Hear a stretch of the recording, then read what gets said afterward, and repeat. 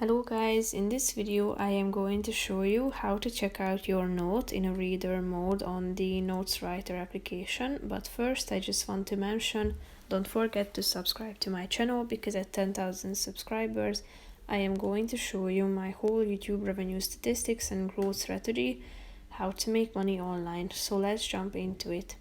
First of all, open the application on your phone, tap on a note that you have created, and after that click on the three dots icon in the upper right corner of the screen.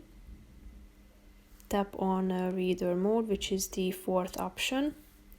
Here you can see the reader mode, so you can see how many pages this document contains down below.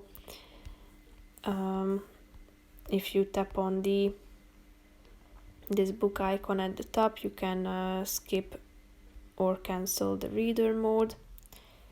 If you